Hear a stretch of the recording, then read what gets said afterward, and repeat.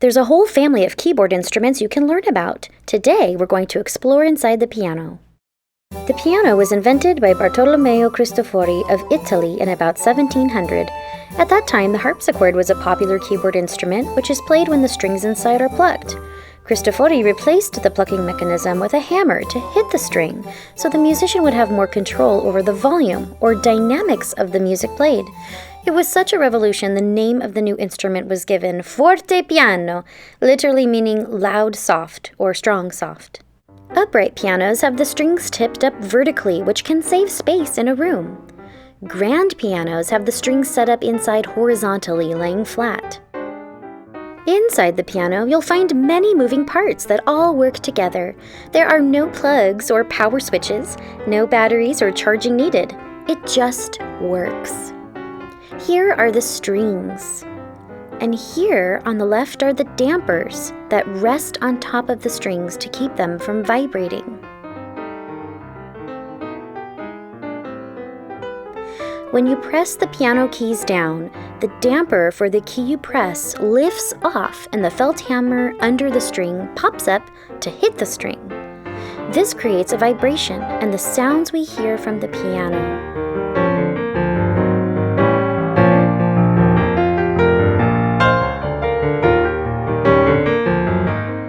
The wood soundboard helps produce the rich resonance we hear from the strings.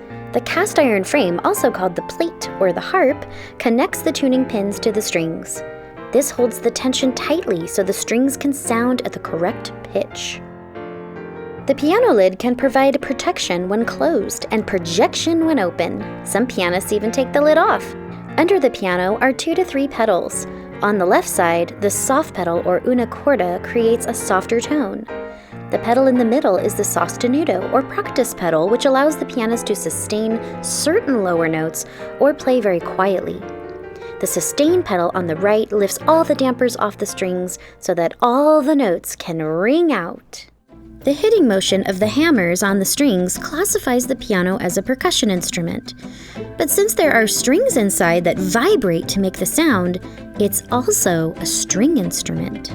So the piano is part of 2 instrument families, the percussion family and the string family. For centuries, composers have used the piano to create music.